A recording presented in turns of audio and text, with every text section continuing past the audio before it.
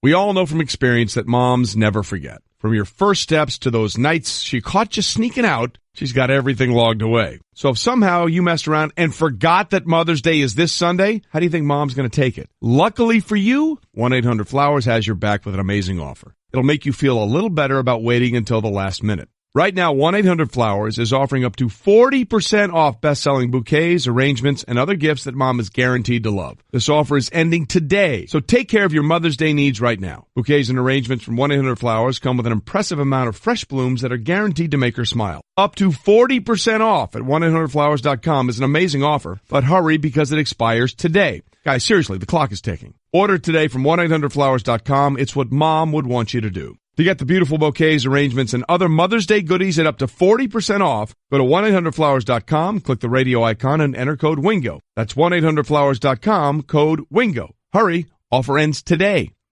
Time for an oil change? Head to Jiffy Lube. We've got you covered. We've also got you covered when it comes to oil changes, thanks to Pennzoil Synthetic Motor Oil, getting you back on the road in a jiffy.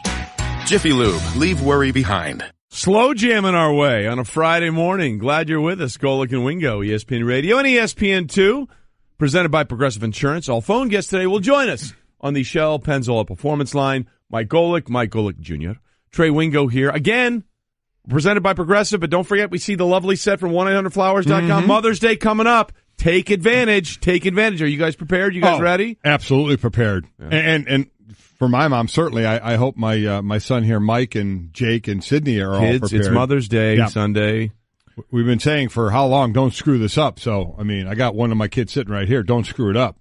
Listen, I'm not the one you have to worry about. Yeah. All right. You know the other two kids in our family. Of the three. So you say it's not you. So is it Jake or Sydney? Sydney.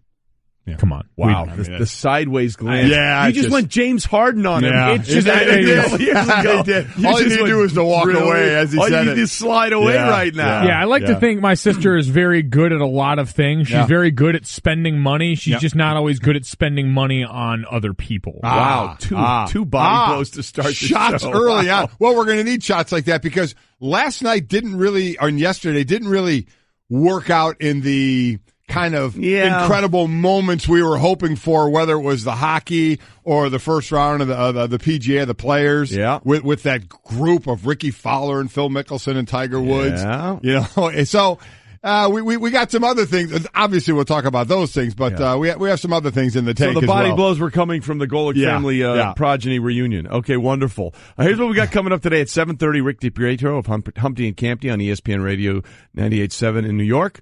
Will join us, and he'll probably once again blame us for stealing Feisty Little Nugget. But again, it wasn't us. No, it wasn't us. It was brought to us on a silver platter. Yes, it was. And we ran with it before we knew its origin. There you go. That's not on us. At 8:10, Michael Collins, ESPN golf analyst and former caddy, will join us from the Players' Championship to talk about all the players that did go low, not named Ricky Fowler, Tiger Woods, or Phil Mickelson.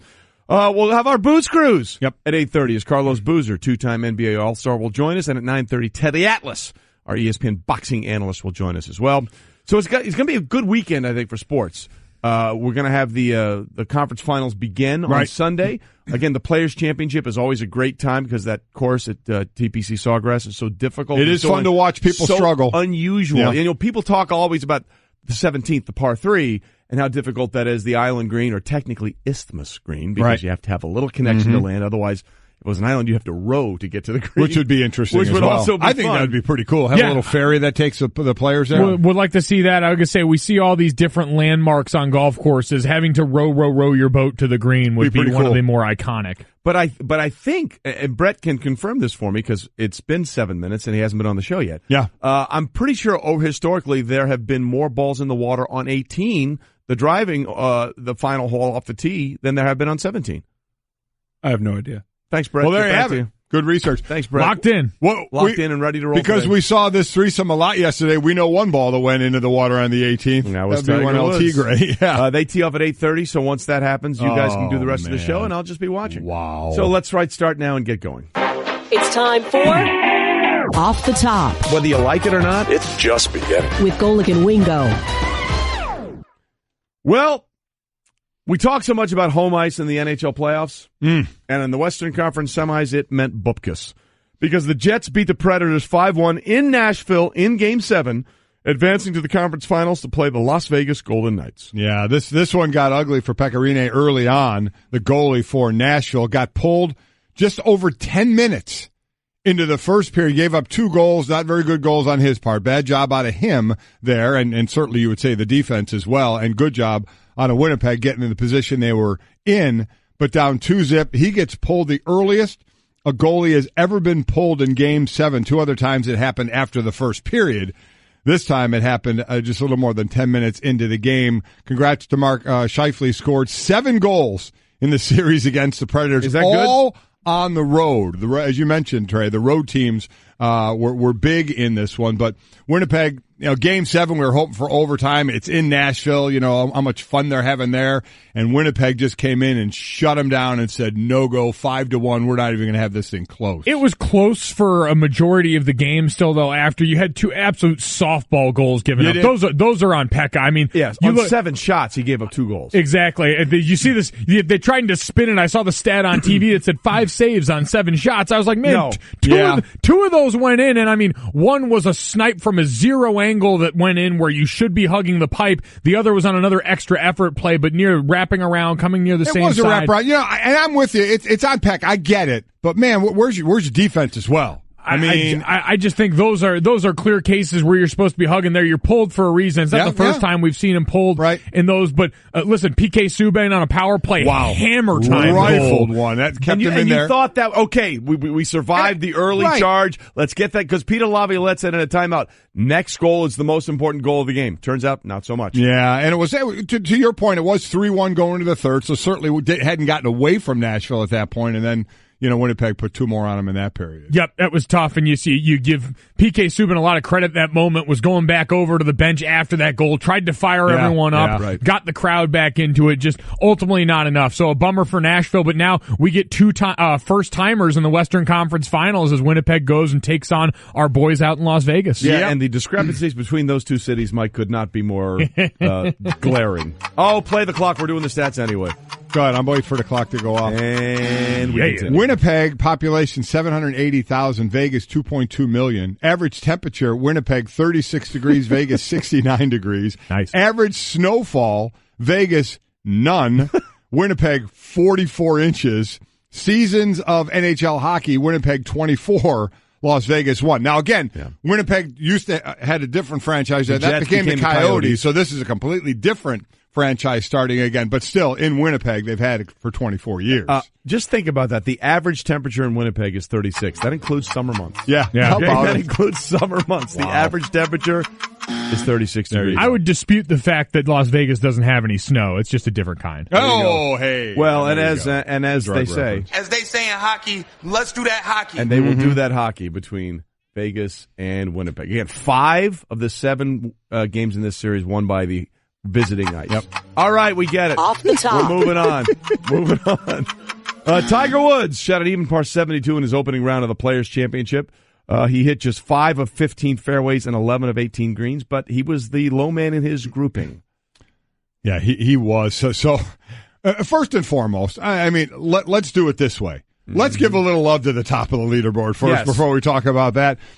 What was it? 6 are tied at 6 under. Webb Simpson, Dustin Johnson, Alex Noren, Chesson Hadley, Matt Kuchar, and Patrick Cantley, all at 6 under right now. So let's give those guys a love before, because we're going to hear it, because we're going to talk about Tiger and Phil. Phil, for a different reason of his ugly golf, was the ugly thing he was wearing, above his pants, we'll which is his shirt, which we You're going to judge someone? Holy shit. Yes, I am. That is a fair point to make. Yes. Junior, that is a fair point to make. Yes, I am. But Tiger was 1 under going to the 18th after par in the 17th and just drives it right into the water.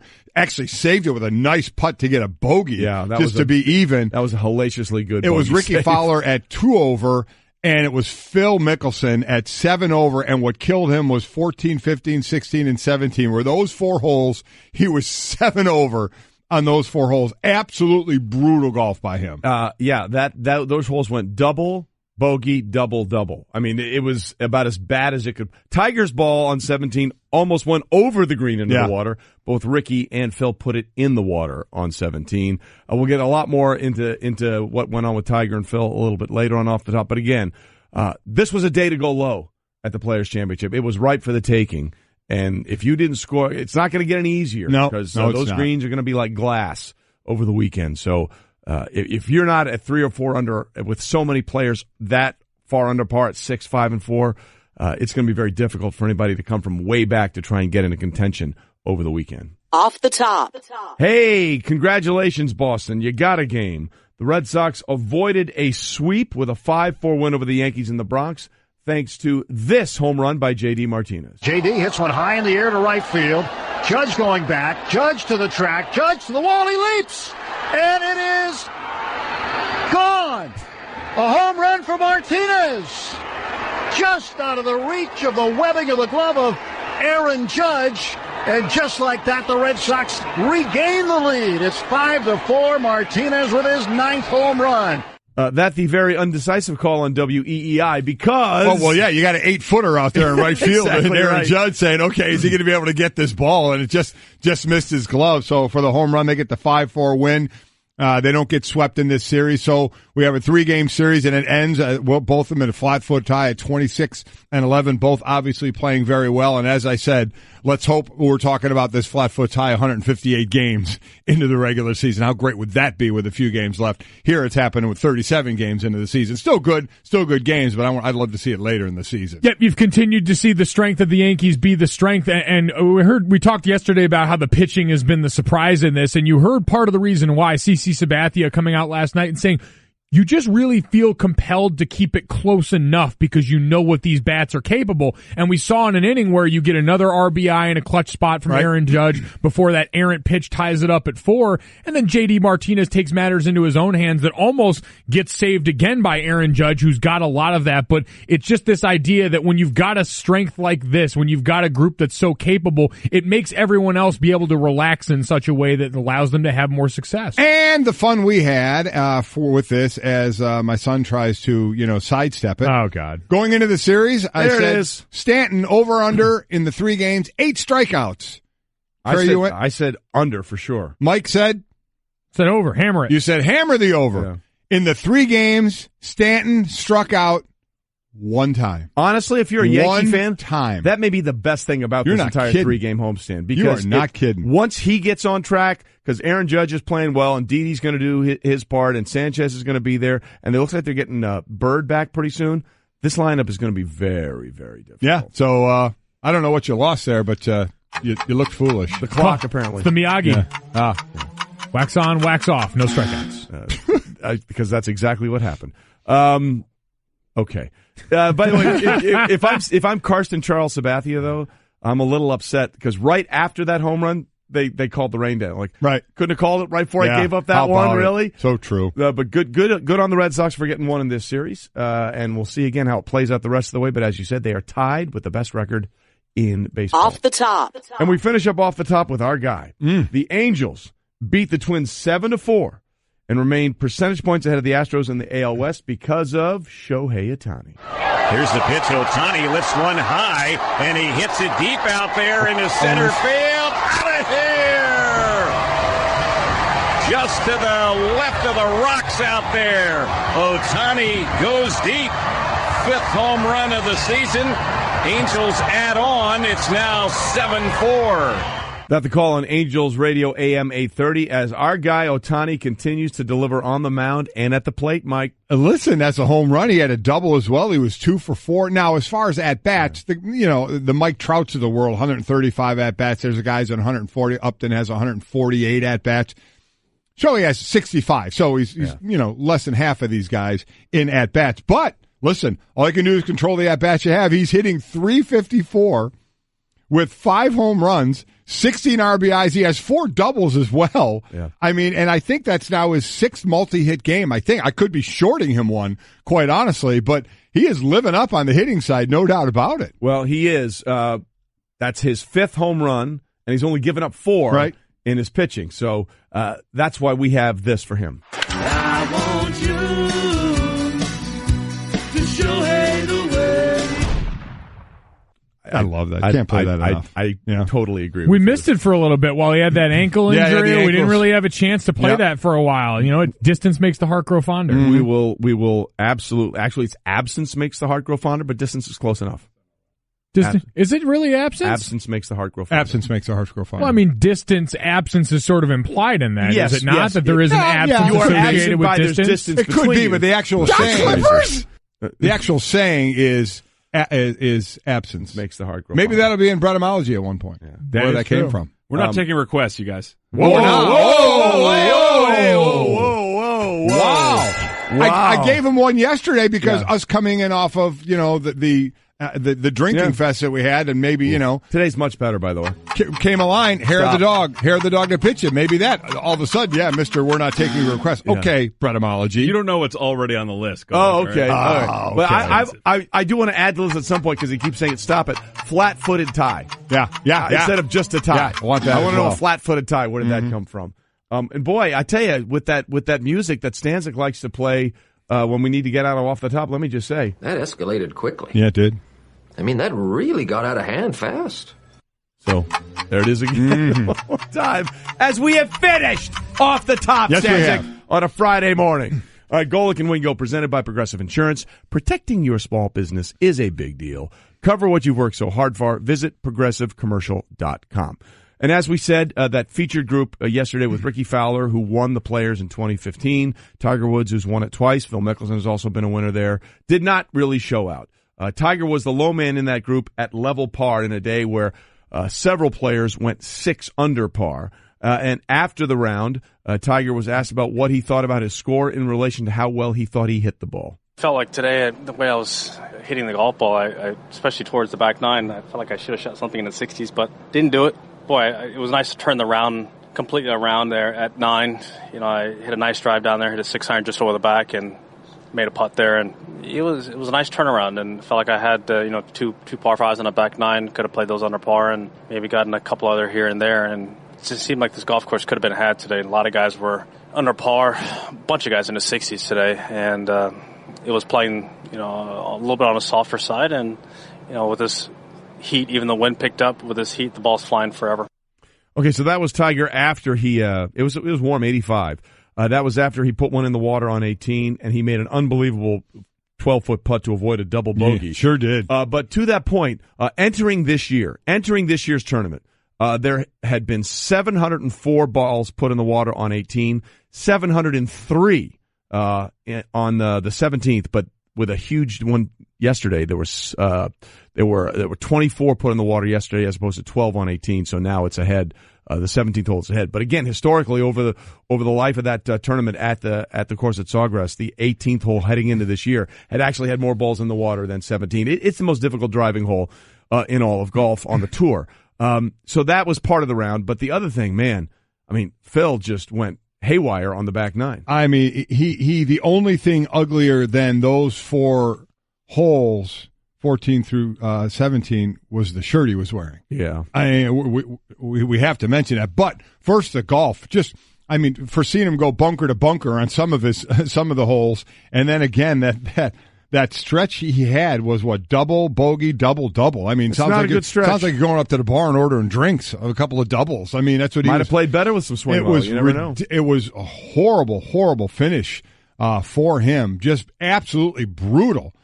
So he would have to have one of the most miraculous rounds ever to even be in this thing at 7 over. So that's not happening. Don't think he's going to be around. I think the biggest question, in all honesty with him, he's not going to be in contention. Is he going to wear another button? For anybody who didn't see it, just think of you're going out at night and you're putting on one of your nicest long sleeve button down shirts. Yep. Okay, to go out.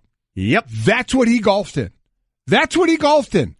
It was stunning. It was 85 degrees out, and he wore a long-sleeve, button-down shirt that looked unbelievably uncomfortable to be golfing in 85 degrees. And the reason that gave him part ownership of this company that makes these dress shirts, and he got money over the top. But he's also gets part of the company as well for being its spokesperson, and he took it to the point of wearing it. Now, he did wear a dress shirt one other time. I'm sure it was this shirt. At a practice round at the Masters, but never in any of the official rounds, Thursday through Sunday.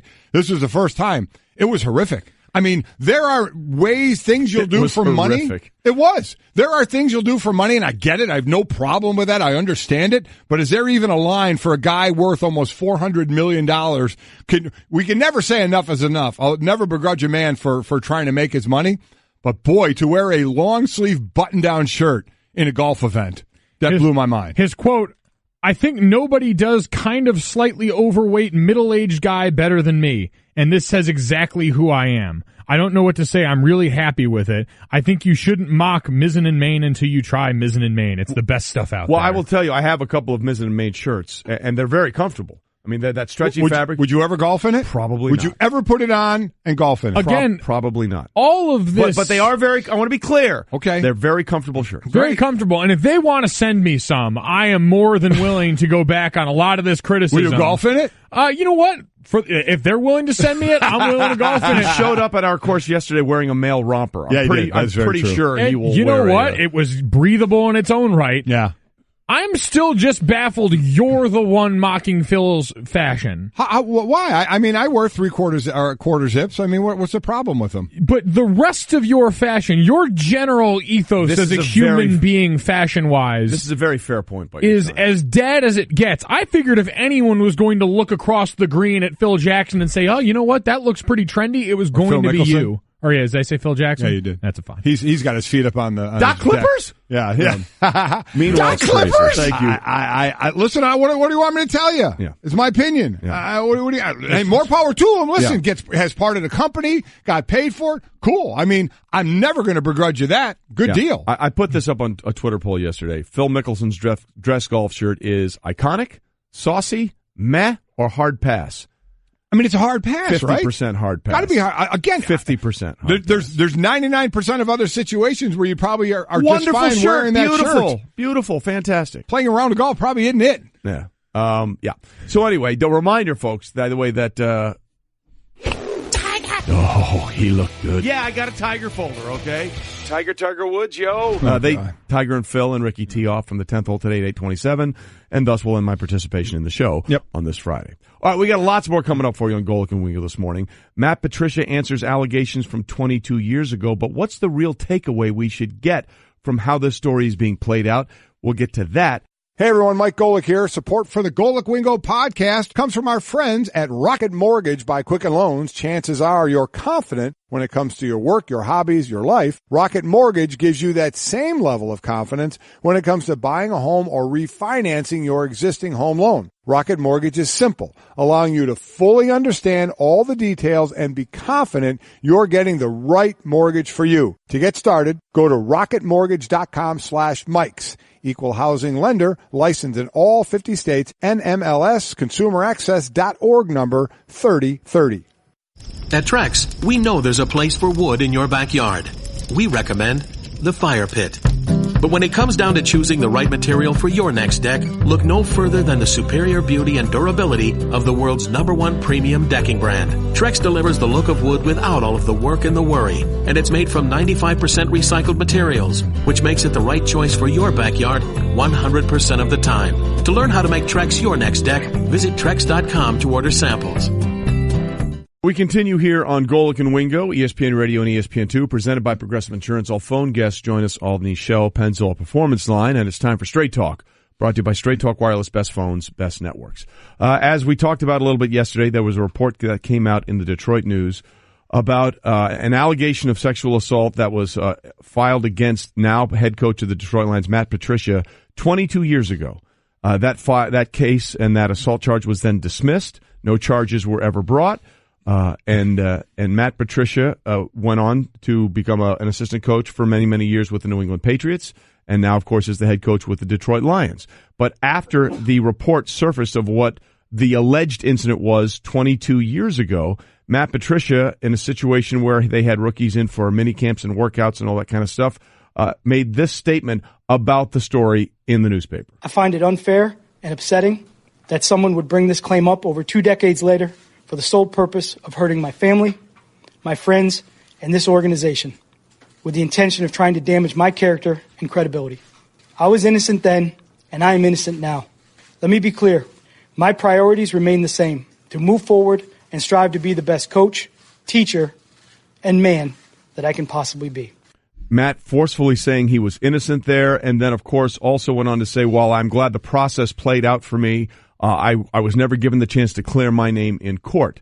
And then, of course, he took some questions, and some members of the Detroit media asked some very pointed questions at Matt. What happened the night in question, the allegations are alleged? What happened that day? Again, I think what's important here, what happened 22 years ago, is what didn't happen.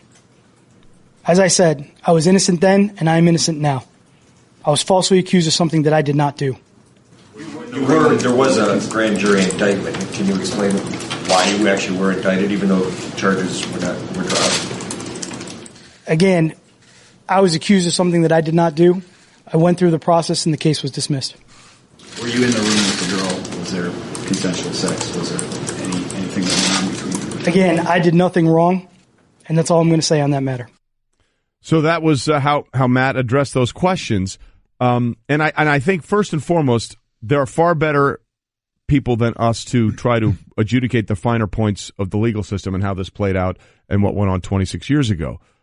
And we'll let legal minds figure that out and go forward. But I think there's a very interesting question to be asked here in light of what we just came off of, which is the NFL draft, where these players are under all kinds of scrutiny for everything that goes on that may or may not have happened in their background, stories that you hear about. I mean, there was a tale by one team put on Baker Mayfield just to see how he would react or would be when he didn't think that the cameras were on him or people were following him, although he was tipped to the point by that there was a tale on him. I think that the bigger question is, how did the Lions not know about this? Well, listen. And how did the Patriots not know about it? Who said, this was a statement from Bill Belichick. He said, the Patriots were not aware of the matter, which recently came to light. For 14 years in our organization, Matt conducted himself with great integrity and is known to be an outstanding coach, person, and family man.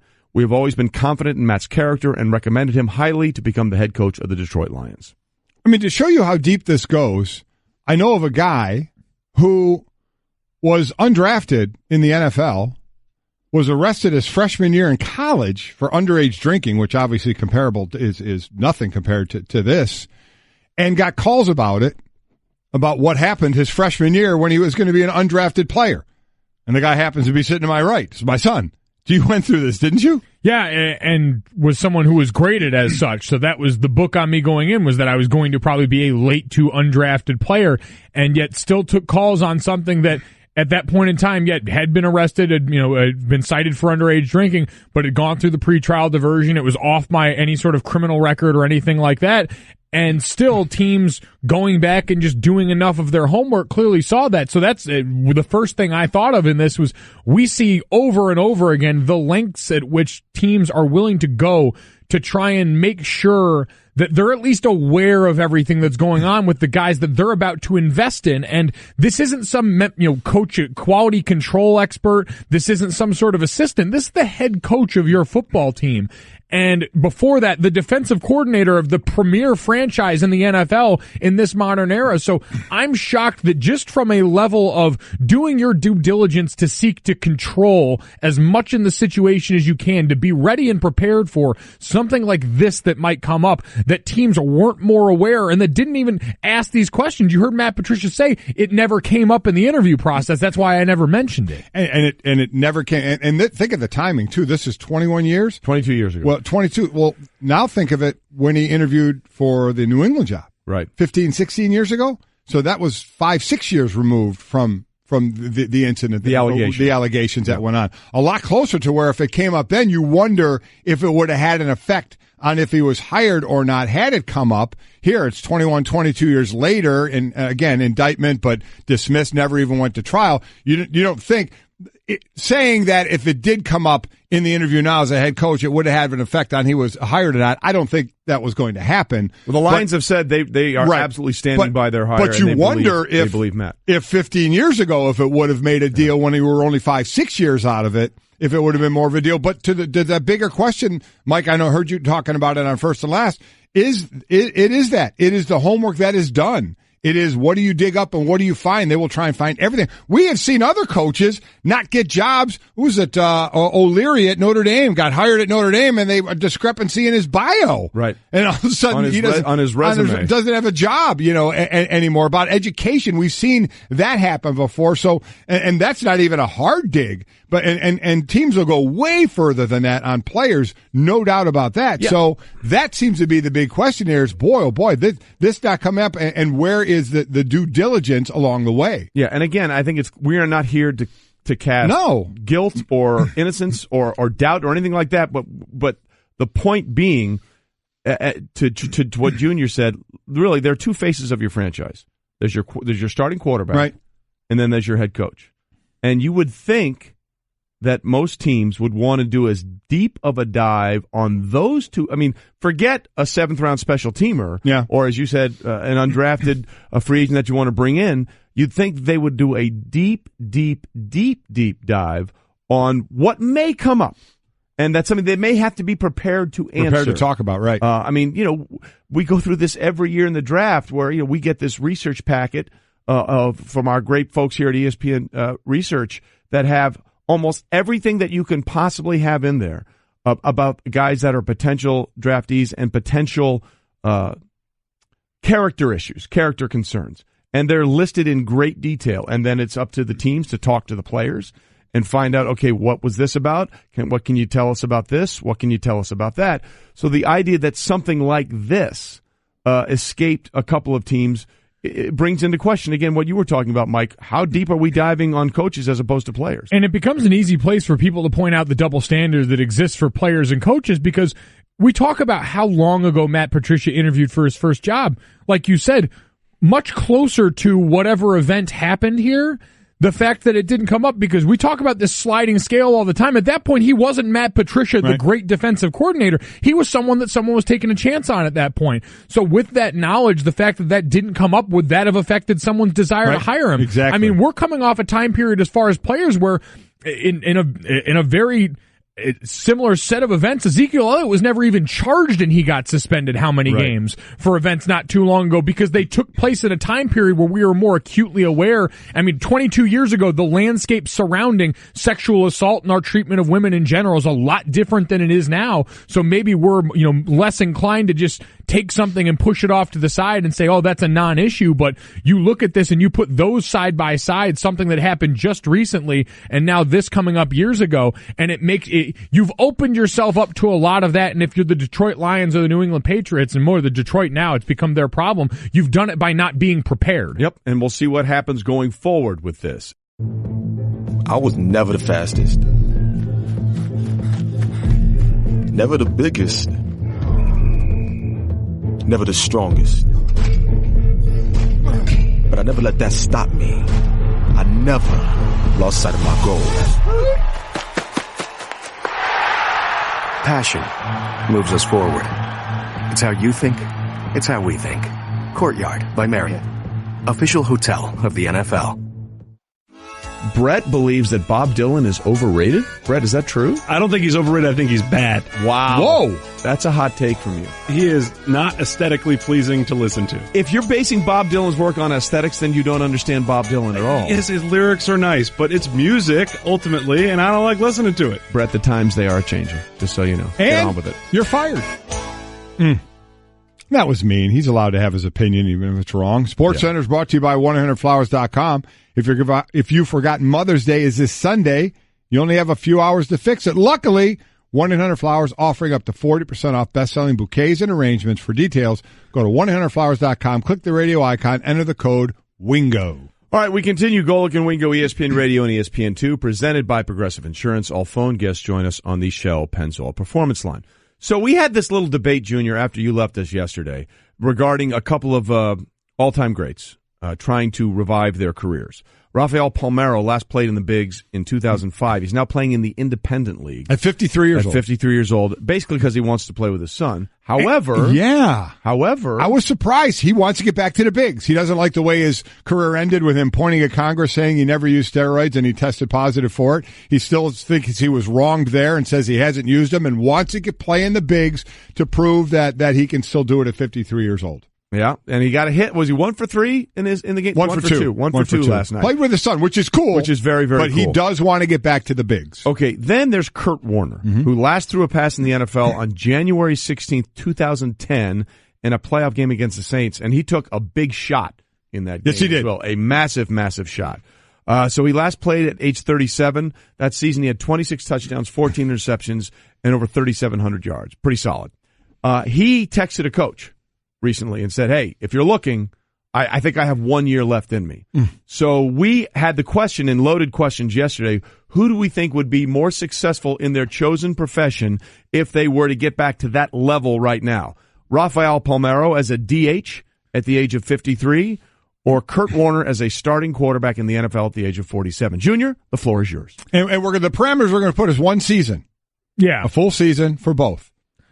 1 season, a full season for both. See, the definition of success is where it gets dicey here because it would be much easier for Rafael Palmeiro to just suit up. Agreed with that. And go out there. But we're talking about success. Man, I just tend to, because of the physicality of the sport, side with Rafael Palmeiro on this one. Yes! Just because I think Kurt Warner's one death shot away from this all going really poorly. At the same time, I don't know, with the way that modern pitchers are throwing now, that you've got these platoons where everyone, especially the guys coming in late, are throwing 100-mile-an-hour gas like it's going out of style, and hits and strikeouts are so boom or bust anyway, it feels like it's going to be what stat line would we need for each to be defined successful? Like, what would we need to see from Kurt Warner completion percentage-wise? Do the smell test. You looked at both seasons and you went, oh, it's a pretty good season. Oh, boy, that was dreck. You know, I just by looking and said, oh, okay, that was good. Not by the standards of a 53-year-old playing, but by the standards of the sport. First and foremost, I don't think either would make it through the season healthy. No, that would be case number one. I think Rafael Palmeiro, just because I think he'd be healthier longer. I think by nature of football, it would chew old Kurt Warner up and spit him out much quicker, so he wouldn't be able to put together a stat line that'd be worthy of consideration. And I think it's Kurt Warner all the way, though the injury part scares me. I definitely think they both would get hurt. Kurt may get hurt well before Rafi in that one, but there's no doubt they would both, I think, get hurt. But I also think in today's game of a running attack, of quick passes to either the running back or hitches or quick slants or bubble screens, or the fact that Kurt Warner may be a little smarter now and not try and move around too much and do the Peyton Manning, Tom Brady thing of just go down and live to fight another play, I think he would be more successful. I think the hardest thing to do in all of sports is hit a baseball. Now you're asking a 53-year-old who hasn't played since 2005 to go up against this pitching, which you correctly stated is changed at a point where a lot of guys are throwing a lot of heat a lot sooner in a game and more different players doing it. I just don't see it. I would go with Kurt Warner all the way. See, I'm all in on Rafael Palmeiro here for a couple of reasons. One, we've seen players like Minnie Minoso come in and pinch hit and actually have success occasionally. Okay, let's stay out of the 50s. Okay, no, this is in 1980 he came in at the age of 59. I was messing around. My issue is, what are you asking Palmeiro to do in his role as opposed to what are you asking Kurt Warner to do in his role? You could look at a stat line and say, it was a pretty good year. Yeah. That's all. You would know it. Does Palmeiro get to use the juice again? No. Well, that he denied he ever did. Yeah, all right. So in his case, can he try it for the first time? Yeah, there you go. My point being, Rafael Palmeiro would be used as a DH and a pinch hitter. Let's understand his role. But if you're hitting 162, you're not looking at that and saying, well, that's any good. Correct. I would say that he would not. I would say he would hit. I would guess he could hit about 250. I would say no way. And I think the odds that Kurt Warner could last 4 games. You think he'd hit he's a career 288 hitter? No way. You know what he is though? He's not a boomer bust. You talked about all the strikeouts because everybody's going for home runs right now. No, that is not the way he played the game. He hits 250 for the season. Hammer the under on that one. I'd hammer the under as well. And I would have no problem saying if Kurt Warner made it through the season, he'd complete 60% of his passes. But there's no 60? 60. There's no. Oh, yeah, listen. Look, he would throw his shoulder out. These guys now are doing 63, 64, 65 like nothing. I understand you can throw a bunch of passes 5 yards around the line of scrimmage, but with his old shoulder, I watched you go out and try and throw a pass over 20 yards and almost die. He could do 60. 58 at the lowest. No chance. No 60? chance. Way better. Better shot at him, 60%, or Rafi hitting 250. Doc Clippers? There you go. That's exactly right. Palmeiro only struck out 100 times once in his career. Career 288 hitter, 500 home runs, and 3,000 hits. He's 53. You're talking about stats when he was a kid. 47. Stop it. Is there a huge difference between Clippers? the two ages? Doc Clippers? Ryan, I don't know how else to say this, so I'll just say it. What is it, Linda? I think we should see other people. Are you breaking up with me? On a roller coaster? Well, we do have a lot of fun. Maybe we should stay together. An emotional roller coaster? Surprising. What's not surprising? How much you could save by switching to Geico. I just need a little me time.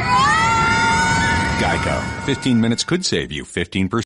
We all know from experience that moms never forget. From your first steps to those nights she caught you sneaking out, she's got everything logged away. So if somehow you messed around and forgot that Mother's Day is this Sunday, how do you think Mom's going to take it? Luckily for you, 1-800-Flowers has your back with an amazing offer. It'll make you feel a little better about waiting until the last minute. Right now, 1-800-Flowers is offering up to 40% off best-selling bouquets, arrangements, and other gifts that Mom is guaranteed to love. This offer is ending today, so take care of your Mother's Day needs right now. Bouquets and arrangements from 1-800-Flowers come with an impressive amount of fresh blooms that are guaranteed to make her smile. Up to 40% off at 1-800-Flowers.com is an amazing offer, but hurry because it expires today. Guys, seriously, the clock is ticking. Order today from 1-800-Flowers.com. It's what Mom would want you to do. To get the beautiful bouquets, arrangements, and other Mother's Day goodies at up to 40% off, go to 1-800-Flowers.com, click the radio icon, and enter code WINGO. That's 1-800-Flowers.com, code WINGO. Hurry, offer ends today.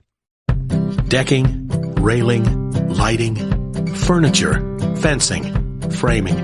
At Trex, we make the most in outdoor living because you deserve to get more from your life outdoors. So why not start bringing your ideas to life now with the brand that's engineering what's next? To learn more about all of the outdoor solutions Trex has to offer, or to find a local retailer or a certified Trex Pro deck builder near you, visit Trex.com. That's Trex.com. Cliff, picking it up a notch to start the second hour. Golic and Wingo, ESPN Radio and ESPN News, presented by Progressive Insurance. All phone guests join us on the Shell Pennzoil Performance Line. That is Canadian artist Justin Bieber, and that's What Do You Mean? Also featured on our Amazon playlist, the simple way to listen to the music you love. New customers start your 30-day free trial at AmazonMusic.com, renews automatically, and cancel anytime. So, we're talking about Canada with Winnipeg playing Vegas and kind of the oddity of Winnipeg and Vegas, and then you think Canada. So we hear Justin Bieber there. When I say Canada, what's the first artist, singer you think of? Outside of Bieber? Oh, well. Okay, Bieber, you got to be a believer. Bieber. Outside of Biebs, I would probably go old school and say Geddy Lee and Rush. Rush. Love that. Yeah, or Celine Dion. Celine Dion, yeah. I would go with that as well. Shania. Uh-huh. How about you? Just Bieber. Just Bieber? Yeah, pretty much just Bieber. Begins and ends with Bieber? Pretty much, yeah. Well, Michael Jackson never did anything as good as Bieber at his age. I'm telling you, people seem to forget that. That was one of your worst takes of all time, by the way. I was going to say, true genius is appreciated long after its time, so like Bieber, so will I. You guys have just completely forgotten the greatest of all time. So great that you had to Google to remember it? No, I'm not Googling them. You're Googling. I'm not Googling. I just watched you Google. Wait, you don't think I know this person I'm going to say? Listen, I don't know. Gordon Lightfoot. Gordon Lightfoot. Yeah.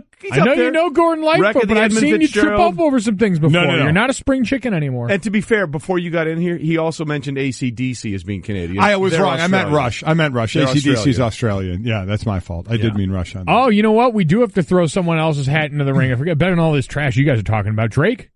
Oh, fair. Fair. See, I would have expected Drake from you much more. The Weeknd's than also Bieber. from Canada. I know you guys are big Weeknd fans. As long as Drake sticks, he's very talented. So without question, he just needs to let the adults play basketball and not mouth off to anybody. He needs to just stay away from Kendrick Perkins so he doesn't die. You guys keep talking for 10 seconds because I've got to look up one thing. Drake probably needs to keep his distance from multiple Kendricks. Anyone named Bare Kendrick. Naked Ladies. 1 week. Also Canadian. Oh, there you go. Did they have another song? Actually, they had that whole album. Yeah, that album was pretty good. Yeah. I would agree with that. My Old Apartment, or Where I Used to Live, was also a very good song. Yeah. Bare Naked Ladies, also Canadian. Cuts Like a Knife, Bryan Adams. Nicely done. Okay. There you go. But really, I'm talking about the first one you think of. You think of Biebs. Yeah, you should probably think of Drake, don't you think? I I think at this point most people would think of Drake, but we know on this show I'm kind of conditioned to insert Bieber's name. You are. And it's weird. Bieber hasn't, it's been a couple of years since Bieber's really had a hit. But been a while for Bieber. Drake, I would say Nice for What is the flavor of the month right now. How long ago was Drake's talent is not How long ago was Love Yourself by Bieber? I think it was a couple of years ago now. Right? Yeah. That album. Which a couple of years ago was like a decade. Yeah. Well, in music. Eyes. Yeah. For me, it's Gordon Lightfoot. At the right of the Edmund Fitzgerald? Come on. The whole thing. Gord's Gold, one of the great albums of all time. Gord's Gold? Gord's Gold. Yep, absolutely. Oh, God help us. Okay, let's start. And staying in Canada, the Jets beat the Preds 5-1 in Game 7 last night, advancing to the conference finals to play Las Vegas, allowing 2 goals early. Nashville's Pekka Rinne was pulled after 10:31 of playing time. That's the earliest a goalie has ever been pulled in Game 7 in Stanley Cup playoff history. Yeah, a couple of bad goals. He let up early, but they get one back. It's 2-1. It's actually 3-1 going into the third, so certainly Nashville is in it on their home ice, but Winnipeg puts 2 more on the scoreboard and really runs away with the one at that point, 5-1. Mark Scheifele scored 7 goals in the series. Wait, against Adam Schefter played for the Jets? No, Mark Scheifele. Oh, okay, sorry. Yeah, sorry about that. Yeah. Again, 7 goals in the series, all on the road. Road teams did well in this, winning 5 of the 7 games. So Winnipeg, and now it's the Winnipeg-Vegas Golden Knights series to go along with Washington and Tampa Bay Lightning. So those are your conference finals going on in the NHL. A nice consolation prize for Nashville, though. Where they say one door closes, another opens. Right. It sounds like they could seriously be in the running or a finalist to host the 2019 NFL Draft. That is the greatest consolation prize of all time, by the way. As we've seen, Trey, you were at Philadelphia as well, but we were all in Dallas not too long ago. It's a great event now that they're starting to take on the road. Nashville seems uniquely suited. How many of us do you think will be staying at Jason Fitz's house? Who, by the way, we haven't checked on him this morning. His Predators lost, got smoked, so how he's doing. But we're all going to be at his house come draft time. Oh, no. You're not going to? I'm not going to say. I'm trashing his place. Be careful because he's got a room full of mannequins in his house. Does he really? What's that about? So him and his wife are huge holiday fans, and for Halloween, they'll set up movie scenes on their front lawn of their house. They're big decoration people. They set up scenes from famous Halloween movies. They have mannequins? And they use mannequins. And I asked where they store them, and he said, we just have a room in our house that's full of them. No. Imagine waking up hungover, accidentally passed out in a room full of mannequins. That's a Silent Hill nightmare-scape from I will hell. not be staying there. No, I'm just glad that after the draft we have a chance to talk about it. The National Football League. We're going to talk about football here in a minute, but in a completely different way. Thing. Yeah. Meanwhile, we go on to what's trending. Continuing part 2, El Tigre. Tiger Woods shot an even par 72 in his opening round at the Players' Championship. Just 5 of 15 fairways, 11 of 18 greens, but he did much better than Phil in his wonderfully beautiful, comfortable mizzen main dress shirt, but just not for golf. No, he shot a 79. No.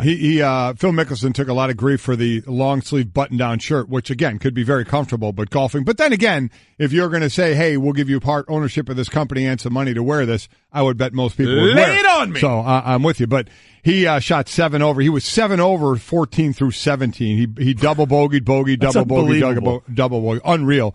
Tiger, I thought was going to finish 1 under, and then he drove into the water on the 18th and ended up bogeying that saving bogey with a nice 12-foot putt. But let's give it up. Obviously, when we talk about Tiger and Phil and that, there are 6 people at the top of the leaderboard at 6 under. Webb Simpson, Dustin Johnson, Alex Noren, Chesson Headley, Headley, that's Headley. Chesson Hadley, Matt Kuchar, and Patrick Cantley. So, and there's plenty of people that were under par. Yesterday was a great day to shoot. A lot of people under par, so a lot of work for Tiger. Afterward was great. He was saying, a lot of us are bunched together. Well, okay, you're even, and there's a lot of people under par, including 6 at 6 under, so got a little bit of work to do. Tiger's done a good job of being aware in this comeback, very self-aware of where he's at with his skill set, but there's still probably part of him that's pulled into that realm of, I'm still great at this. I'm right there with them. I'm still among you guys. Yeah. I'm still with you, fellow youths. Yeah, and let's be clear, the guy that won it last year, Siwoo Kim, is just 1 stroke back. Right. I mean, so there are a ton of golfers within a couple strokes of the lead.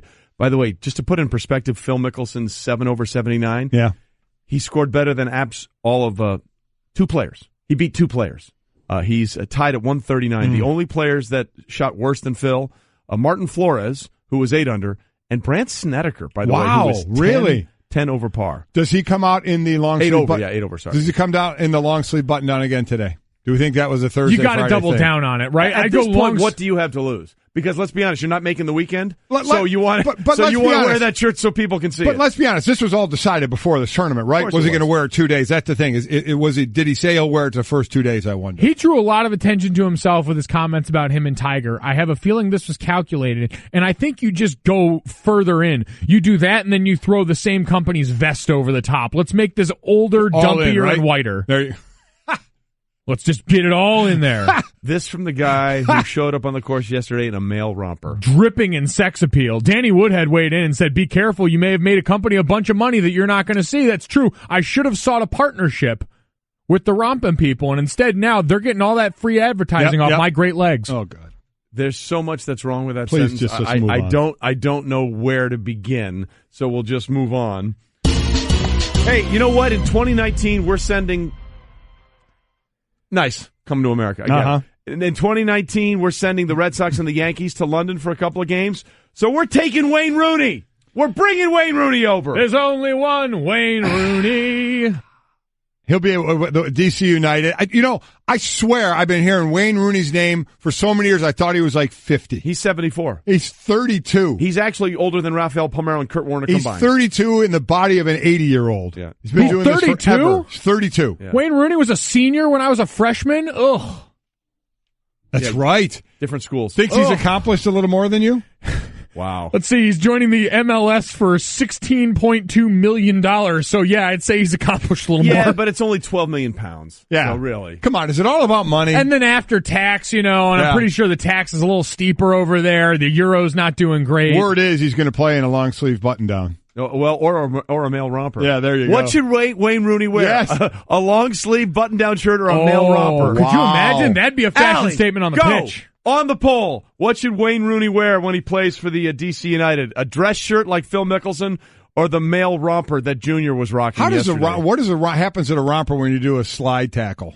It rides up. It probably bunches up a little bit. Probably really heads up there north. Let me tell you what, the weight loss I've experienced over the last, because I've had this thing for like a year, the weight loss has helped because when you're pulling out, you're also pulling up, and you can imagine how that goes. Yeah. So there's a little more depression in all those areas that's helped a lot, but Wayne Rooney might have to just cut and loosen that up I go with the romper if I were Wayne. You would go with the romper? I go with the romper. Let me just say, for anybody that actually thinks about wearing a male romper, I've made a huge mistake. There you go. Mm-hmm. When you have to go pee, you definitely made a mistake. See, again, not that I needed to know that. You got to get naked. Again, not that I needed to know. Fully naked. You need to find a filter somewhere where not everything that is here in your head comes out through your mouth. They're all great ideas. None of them are great ideas. Book it. There you go. like Giancarlo Stanton. Okay, Golic and Wingo reminding you the baseball season is underway. Tune in tomorrow as Bryce Harper, not wearing a romper, and the Nationals will visit the D-backs, presented by Barbasol Razors. Coverage begins at 3:30 Eastern on ESPN Radio, ESPNRadio.com, and the ESPN app. We are presented by Progressive's Home Insurance. Getting a quote is easier than ever. What is not easy, Mike, is trying to find your way around the NFL's rules. No, it is not. So, running back Mike James, free agent. He's a free agent. He was didn't play last year due to concussion. He was on the Detroit Lions roster, but did not play after August. He requested. You can request. There are banned substances, and there are things. Adderall comes to mind for athletes that they can, if they by a doctor need this and request it to their league, in this case the NFL, and are able to take. Then, if they're allowed to, if they're granted permission, take these things that would be illegal if they were caught in your system. Well, he made a request to the NFL to take marijuana as a painkiller, and that was denied by the NFL. We've had Roger on more than a few times on this show back when I was doing on Mike and Mike as well, and he talked about still a lot of aspects of marijuana's used to look at, a lot of things to decide about it. But Mike James is basically saying what many others have said, and this is a road I think, at least I hope that they go down sooner rather than later, because it just seems to be proven more and more that the cannabis that helps with pain and doesn't have the side effects the opioids have. Again, I'll go back to I took every pill imaginable, and I did it under my own free will. I knew what I was taking, and just like anything else, if you take too much of something, it can't be very good for you, but I took it. They gave me a pill. I took it, or I requested a pill. Hey, this hurts. That hurts. What do you have for me? I sought it out. So it was on me. I'm not putting it on anybody else. I was a grown man, and I made grown man decisions about what I wanted to do. Looking back, do you regret some of those? Maybe you do, but at the time, that's what I wanted to do. Different set of information available then and now, too. Absolutely right. And I won't even say if I knew the information now that I still wouldn't have done it the way I did it. But the bottom line is, I mean, this is modern medicine. We advance. And if we can find out that marijuana, and I don't know enough of it, the parts of marijuana that will take care of the pain, that doesn't have the THC in it, the high effect. Yeah, there are different ways to go about and extract. Right. So bottom line, if you can use marijuana for pain instead of opioids, and we can actually do this in any kind of reasonable way, why wouldn't we? Why wouldn't it get done? I agree with all that. It's not going to get done at the request of Mike James. No. I agree with that completely. That's the one part of this that as we look at this story, it's not as newsy to me because I saw plenty of guys that went through the process of getting that exemption for Adderall. That was pretty run of the mill. The amount of guys, especially now in this day and age when so many people are diagnosed with attention deficit disorders, that these things become pretty commonplace. Saw that all the time. The thought that this was going to be the one that broke the dam is laughable. The NFL is going to do this only when the NFL is comfortable with doing this, and most of it, I think, still revolves around a stigma, the fact that it's illegal in certain places still, but just this idea that you've got an idea that associating this particular drug with this particular league, especially given the makeup of the league, is not going to resonate well with a lot of people, and that's what the NFL's worried about. They're worried about an image issue. Yeah, and look, he's far from the first guy to talk about this. I mean, Mark Stepnoski, the longtime center for the Dallas Cowboys, Great Wall, was a big proponent of this going back to the 90s, and most recently, Eugene Monroe, a former first-round pick of the Jacksonville Jaguars who finished up his career with the Ravens, decided to retire at the age of 29 instead of trying to deal with the idea of not using marijuana to help him, not only for relieving pain, but feeling the effects of one particular concussion. He said, "Whatever happens in terms of my professional football career, I will never stop pushing for the league to accept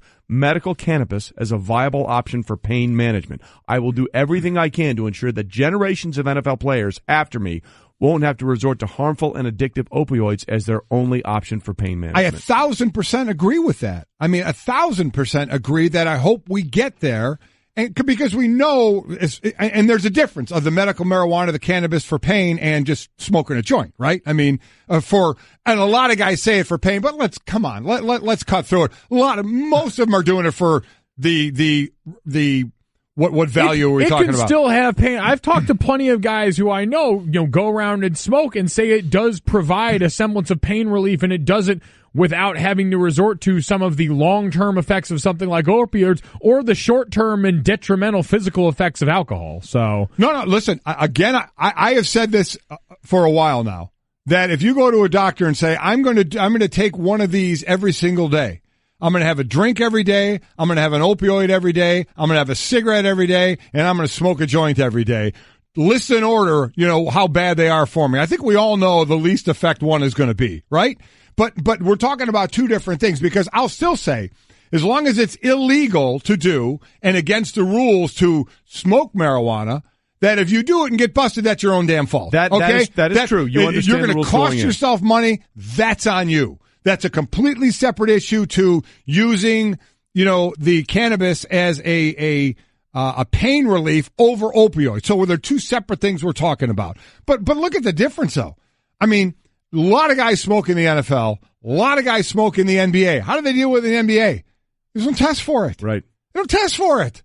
I mean, they just let it go, But in the NFL, they already test for it, so all of a sudden they're not going to say we're not going to test for it. Though there are certainly ways around it by saying we're going to test for it. You know when you're being tested for it. Exactly. And no, they're testing for it, and then do you really test for it or saying it? In fact, I believe, Brett, we can look. I don't think they test at all for marijuana during the season. I think there's recreational drugs are the NFL. There's a specific window. There are two dates. There's one window when you first start the off-season program, and then there's one when you first get to training camp. And that first one around the off-season season hits right around 420, which you can imagine makes a lot of people very happy. Yeah.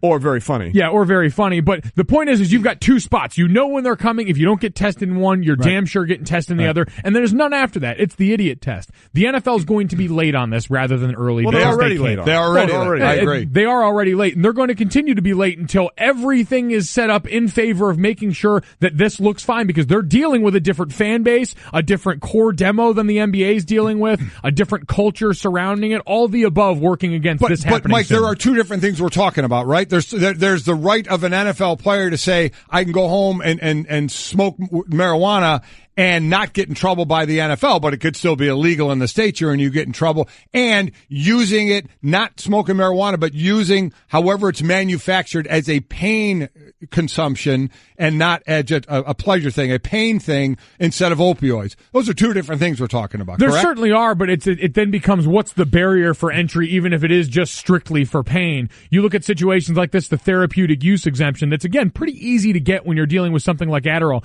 Does it become like getting a medical card for just an average citizen pursuing marijuana, where you need to basically just go in there with a cough and you're going to be okay? I don't know what the parameters are going to be for that, but you're right. That would absolutely be a difference in the way it's applied. And I think that's where the NFL is right now, right? Is we better be careful how much we swing the door open here, right?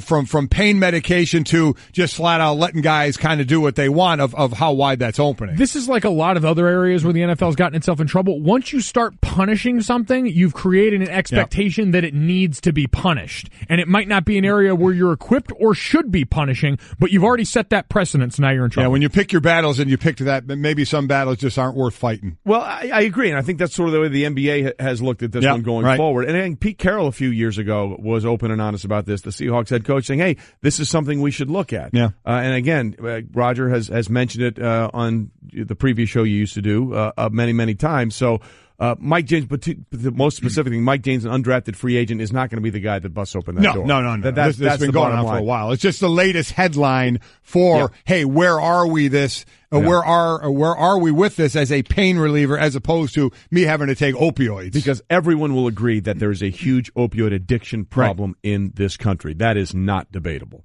All right, coming up, a new fallback career for Golic. What? Plus, one of the best athletes in the world has finally gotten over a significant hurdle. And the league office is most likely rooting for him. Hey everyone, Mike Golic here. Support for the Golic Wingo podcast comes from our friends at Rocket Mortgage by Quicken Loans. Chances are you're confident when it comes to your work, your hobbies, your life. Rocket Mortgage gives you that same level of confidence when it comes to buying a home or refinancing your existing home loan. With Rocket Mortgage, you can apply simply and understand fully so you can mortgage confidently. To get started, go to rocketmortgage.com/Mikes. Equal housing lender, licensed in all 50 states, NMLS consumeraccess.org number 3030. Decking, railing, lighting, furniture, fencing, framing. At Trex, we make the most in outdoor living because you deserve to get more from your life outdoors. So why not start bringing your ideas to life now with the brand that's engineering what's next? To learn more about all of the outdoor solutions Trex has to offer, or to find a local retailer or a certified Trex Pro deck builder near you, visit Trex.com. That's Trex.com. All right, Golic and Wingo on ESPN Radio and ESPN News. We are presented by Progressive Insurance. All phone guests join us on the Shell Pennzoil Performance Line. And now Humpty and Canty's Rick DiPietro joins us on the Shell Pennzoil Performance Line, taking synthetic motor oil performance to a whole new level. Make the switch to Pennzoil Synthetics today. Rick, of course, a longtime goalie in the NHL, but I feel the only way to really bring Rick into the show would be this way. He was a feisty little nugget. So apparently that's a bone of contention with Rick, Humpty and Canty showing us. Rick, good morning. How are we? I'm doing fantastic. How you guys doing? Good. So let's just get the airing of grievances out right now, okay? That feisty little nugget thing, apparently that was somebody that called into your show. We had no idea. She called into our show. We thought it was funny, and apparently you got upset.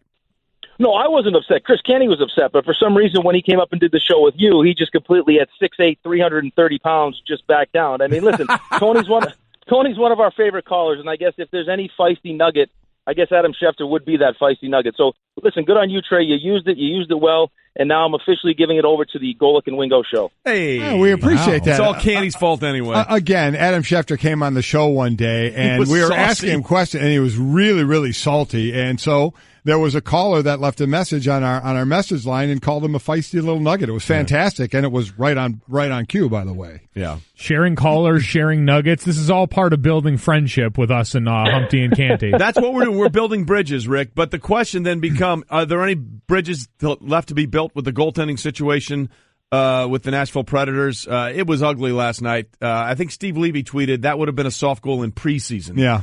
Looking at that goal that Pecorine gave up. This game, you wanted it to build up to be something, Game 7, the best 2 words in all of sports, and it just, right out of the gate, it was done.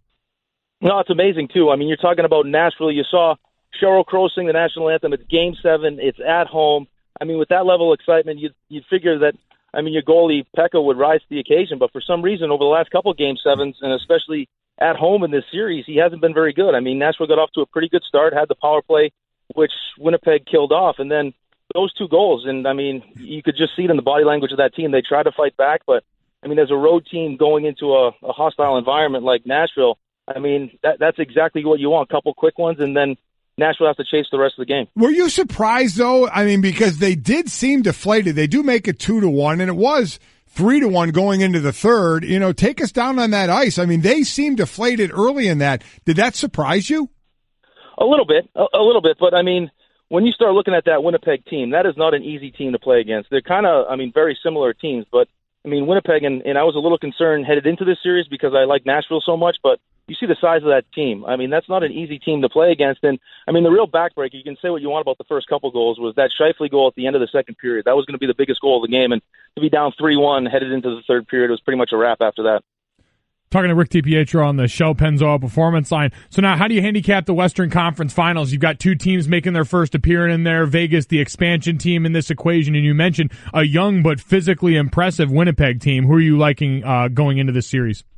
Well, it's tough. Listen, it's tough to underestimate Vegas and what they've done. I mean, that's a really well-built team. You got to give George McPhee tons of credit for how he built it. I mean, listen, I think the NHL did him some favors with how they set up the draft, but they got a good coach. They got a really fast team, and most importantly, they have, you know, a Stanley Cup champion in Marc-Andre Fleury. And I mean, he's a guy who had he stayed healthy for the entire season, would probably also be a Vezina finalist. But that Winnipeg team is a tough team, man. I mean, you saw what they did to Nashville, who's got one of the best defensive cores in the entire NHL. But when you're that big, you're that strong, you're that physical, I mean, that's how you nullify another team's speed. And Vegas's calling card is their speed, so I would probably have to lean towards Winnipeg. But if Marc-Andre Fleury plays the way that he's played so far this postseason and even last postseason, I mean, he could be the X factor in the series. Now, over in the East, if there isn't if you don't have a dog in the race, or are people going to be rooting for Ovechkin and the Capitals finally getting to a conference finals game and you know, that feel good thing?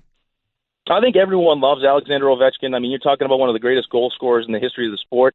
And it's funny because you'll kind of get to see the next coming of Alexander Ovechkin in the Western Conference Finals with Patrick Laine, a really similar kind of player. But listen, it's a conversation that we've had over the last couple of years. We actually talked about it on our show, how similar Chris Paul's career in the NBA has been with Alexander Ovechkin's career. And when you start looking at the numbers side by side, it is crazy that this is the year they both make the conference finals. But Tampa's a tough team, Mike. That's a deep team. I mean, you're talking about a team where their 2 best players, Steven Stamkos and Nikita Kucherov, had combined 3 goals. One of those goals was an empty net goal against Boston, and they ran right through Boston. So it's going to be a tough test, but I think it'll be a good series, but I think ultimately it's going to be Tampa that comes out of the East. Rick DiPietro with us, Humpty and Canty, ESPN Radio 98.7 New York, and also longtime goalie in the NHL. Rick, look, Tampa Bay may very well come out of this, but if you're the NHL front office, how much are you praying at this point for a Capitals-Nashville Stanley Cup final? Well, listen, I think everyone wants to see Alexander Ovechkin. I mean, everyone in New York would probably not like to see Tampa, since it seems like Tampa is now the New York Rangers of the South. So I think best case scenario would probably be for the NHL. You have Vegas and Washington would probably be the best, just to see Alexander Ovechkin try to win the Stanley Cup. But I know as far as Barry and Linda Cohn are concerned, they're probably rooting for a Vegas Tampa final. I tell you what, the Tampa Board of Tourism needs to clip and alter that Tampa, the New York of the South, and just run with that moniker. Let's take you off the ice for a second, Rick. We know you're a Mets fan. What's the feeling like around this team now? High hopes to start, but we talked about here, it seems like Mets fans have been predisposed to wait for the other shoe to drop, and between some injuries and now the departure of Matt Harvey, it seems like things are trending downwards. Yeah, we have some lineup issues. Yeah, I think he was originally scheduled to be on the show at 8:30, but the lineup got screwed up here in New York. Rim shot. No, there is not. I don't want to say panic, but the wheels have clearly fallen off. Early on the 11-1 start, I think everyone was excited. We kind of bought in, but we're a little bit hesitant to completely buy in because we didn't know if it would be sustainable. This is not a great offensive team, especially the bottom third of their lineup, and this thing was built around having the five aces, having Matt Harvey, having Noah Syndergaard, Jacob deGrom, Steven Matson, and Wheeler, and no more Matt Harvey, and then Steven Matson and Wheeler have struggled to have any consistency. So I just think moving forward with this team, we were all hoping that this could be maybe a wild card team this year, but more importantly, what's the future going to look like? Because we don't have the same kind of young, impressive talent that a team like the Atlanta Braves or more importantly, a team that we get to watch every day, the New York Yankees have. Yeah, finally lost a home game after winning 11 straight last night to Boston. Rick DiPietro with us from Humpty and Canty on 98.7 ESPN Radio in New York, and also longtime goalie in the NHL. As a goalie, I have to ask you about what we saw in the AHL playoff game the other day. The longest game in the 82-year history of the American Hockey League between the Lehigh Valley Phantoms and the Charlotte Checkers, in which Alex Lyon, the goalie, made 94 saves, stopping 94 of 95 shots as they came away with the win. Can you even fathom? What was the longest game you ever played in, and how many saves did you make? I mean, my God, he stopped 94 and 95 shots. No, I couldn't imagine. I mean, the longest game I played was my last game at Boston University, and it was a 4-overtime game, and I made 77 saves, and we had guys missing entire overtimes. I mean, that's how tough it was. Guys had to miss an overtime, take an ice bath, get IVs, but I could only imagine playing 5. I mean, I lost 12 pounds during a regular 60-minute game, so I can only imagine what he felt like after 94 saves.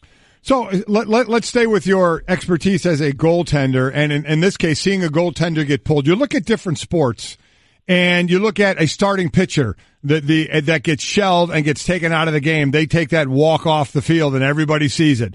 That starting quarterback that gets pulled, and the camera's on him on the sideline knowing he got benched. And then there's a goaltender skating off the ice like we saw last night. Yeah. Talk about that from the mental side of just what that can do to a goaltender.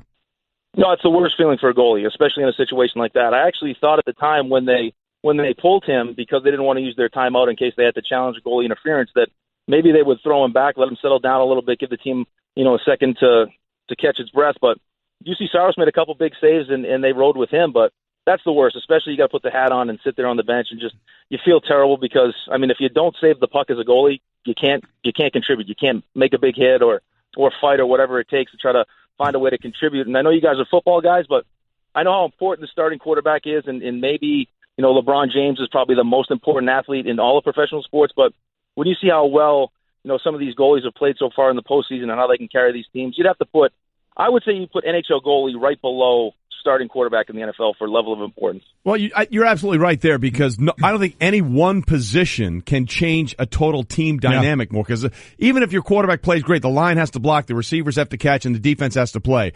A hot goalie can swing a series faster than anything else. Rick, we appreciate you being with us this morning, and enjoy the show on Humpty and Canty today. And just so I want you to know, you are literally our favorite. He was a feisty little nugget. You're the best. Thanks, Rick. Thanks, guys. Right. Is there any more of a spotlight on that starting pitcher that gets shelled, taking the walk to the dugout? That quarterback, you don't see him usually get pulled in a series, but the camera's right on him. That next series as they're standing there now, with the headset on, and then a goalie when they're skating off the ice, giving a low 5 to the goalie that's coming on the ice. It's got to be brutal. Well, look at what happened at the halftime of the national championship game. Yeah, when, right. Jalen Hurts was pulled, and Tua Tagovailoa came in and turned things around. So it's a tough one. And you saw Pecorine trying to fire up the guy that came in. What are you going to do at that point? Sit there, basically. Washing my nose, oh yeah. I'm a shower curtain, and I do one thing, keep water from leaking everywhere. So you see why I feel useless compared to Geico, who does so much more. Like, not only could Geico save you money, but they've been around for over 75 years. And they give you 24/7 access online, over the phone, or on the Geico app. And they've got a 97% customer satisfaction rating. They do all this while I have to listen to this chucklehead. Oh, good, he stopped. Washing my toes. Oh, great, an encore. Geico. Expect great savings and a whole lot more. SportsCenter brought to you by 1-800-Flowers.com. If you forgot that Mother's Day is this Sunday, you only have a few hours left to fix it. Luckily, 1-800-Flowers offering up to 40% off best-selling bouquets and arrangements. For details, go to 1-800-Flowers.com, click the radio icon, enter the code WINGO. Hi, Golic and Wingo with you, ESPN Radio and ESPN News, and I'm sad to say that the 6-month run of this show is coming to an end.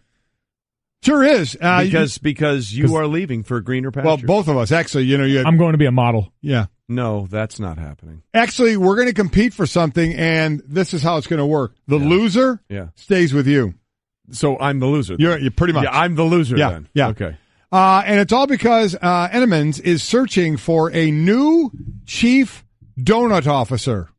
You heard correctly. Chief donut officer. Okay. Mm-hmm. What's the job? What's the job? So basically, you have to fill out an application, and basically they want you to provide ideas for new Entenmann's donuts and how to improve its existing donuts, something like you and I both could be very good at. If you win this, if you become that person, you get $5,000 and a year's supply of donuts. Well, let me just say this. The show is now safe. Because there ain't no chance you're leaving this for $5,000 in donuts. You want to bet? Yes. Absolutely, I'm gone. Yes. Let's bet your salary, actually. Not only that. Let's bet your salary. Bet your salary Not with only me. that. No, I started. I was in first. No. I was in one. first. Not only that, there are runner-ups as well. There's 5 people. There's one winner, 4 runner-ups. So this is where we're going. This is why this show won't break up. This is what Mike and I are striving for, to be one of the runner-ups. $1,000 and a year's supply of donuts, and we still get to have the job. You here. would be runners-up. It's a fine. Runner-up. It says runner-ups. Runner-ups will receive. Well, they're runners-up. Okay, whatever. Stop it. You always do this, and it sounds ridiculous. You can't eat your cake and still have it. Oh, God. So we have to fill out an application online. It would be an Entenmann's cake, by the way. Yeah. See, I feel like I've got the passion box for this checked. Back when I lived in Chicago, I was training in the year after I got cut in Pittsburgh, and so I would drive every day out to Lake Forest where I was training, and every morning on that drive out, I would be behind the Entenmann's donut truck, and I would detour 10 minutes of my ride to just kind of tail it for a little bit and see where it was going, map out the route, and on the off chance it ever got hit and tipped over and spilled donuts, right? Like that Polish highway. Mm-hmm. Yeah, there you With go. The chocolate. Yeah. There you go. So basically, so you were basically stalking the Entenmann's truck. The 5, more or less, yeah. Okay. The 5 finalists, if we get down to the top 5, and we're going to fill these out online, will be asked to create video testimonials about why they deserve the job, and consumers will vote on the submissions then. But they want passion, creativity, and originality on why you would be a good chief donut officer. I think you guys have the passion thing knocked. Right. There's no question about that. So what would your creativity and originality be? Well, I need to think about that. You can't just ask me right off the top and you of my definitely head. aren't giving it. If I've learned one thing this morning, why would I say it? You don't give it away for free because some other donut hungry mongrel out there is going to scoop up my great idea. I've already gotten taken out to the woodshed once this morning, giving away free advertising. I'm not doing it twice. Right. We're not saying nothing. Nope. We keep that to ourselves. My favorite line in this entire story, if you can call this a story, the bakery brand says the application must be filled out in whole. Yeah. And they're spelling that H-O-L-E, not Nailed it. W-H-O-L-E. Again, the runner-ups get $1,000 and donuts for a year. I'm reading it how it's written. That's the sweet spot. The runner-ups. That is the sweet spot. We get to do this job still, put $1,000 in our pocket, and get donuts for a year. See, you don't want to win. Neither do you want to win. That's what you want to have. Listen, this is just like sports. You don't want to be the highest paid guy. You want to be second or third because then you're not being looked at funny when the cap numbers come up. Right. You're not. There's not a gross level of expectation. Find that middle ground. Because you know what happens if you win and you get $5,000 in a year's worth of donuts you then have to work. Correct. By the way, I think I can sum up the nationwide reaction to this segment. I looked over at Brett, our researcher, when you were doing. the biggest yawn I've ever seen in my life. Well, that's his fault. There were cavernous openings in the Himalayas that were smaller than the yawn that Brett just gave. Which is pretty amazing since he slammed about 8 donuts out there that I brought in earlier. Yeah. Correlation or causation, guys. There you go. Coming up live to TPC to see if our favorite caddy is wearing one of Phil's golf t-shirts.